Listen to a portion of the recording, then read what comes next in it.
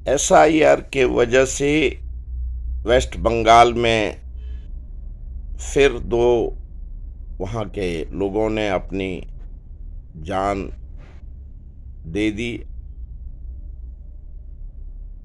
अपनी आत्महत्या कर ली। दशरथ मांझी जो कट के मरे और इस प्रकार से इलेक्शन में जो एसआईआर हो रहा है उसका पूरा विरोध,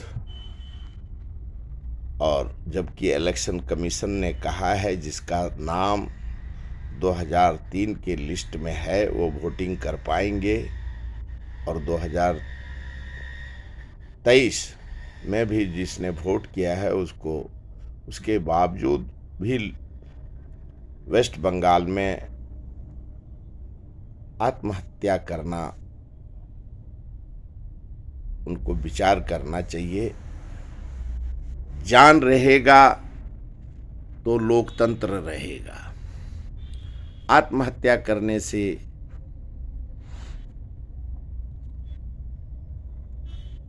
अपना जान का आहुति देने से सत्ता का आना और जाना ये लगा रहने वाला है। एसआईआर आज़ादी के बाद देश ने देखा कितने स्वतंत्रता सेनानी ने अपनी जान की आहुति दिया और देश को आज़ादी मिला। उसी प्रकार से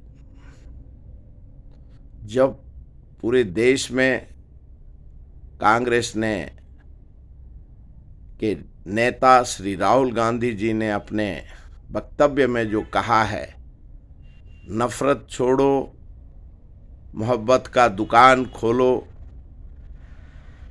और इस उनके जवान पे अपना जान का कुर्बानी देना दुर्भाग्यपूर्ण है।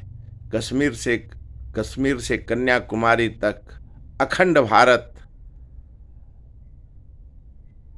है और यहाँ किसी को अपनी जान की आहुति देने की ज़रूरत नहीं है।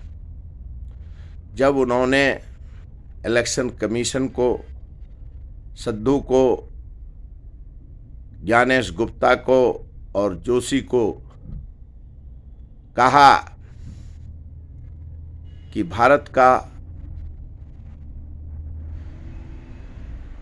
जनता तीनों को याद रखेगा, और इस वक्त में जो देश में दुर्घटना घट रहा है उसको भी भारत का जनता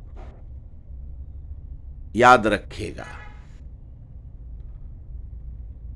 महाराष्ट्र में नगर पालिका के चुनाव में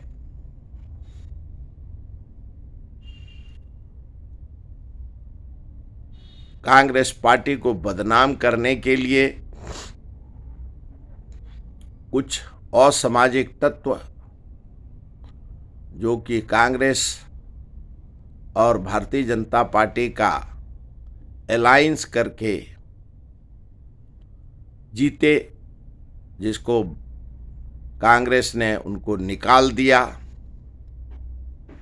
जब विश्व स्तर पे, राज्य स्तर पे, देश के स्तर पे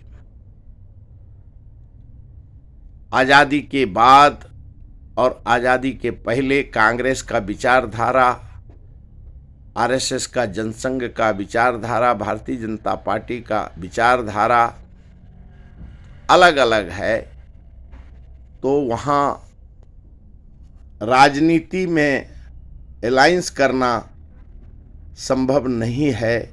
और जो इस मानसिकता के साथ सत्ता के लिए जिस नेता को सत्ता चाहिए,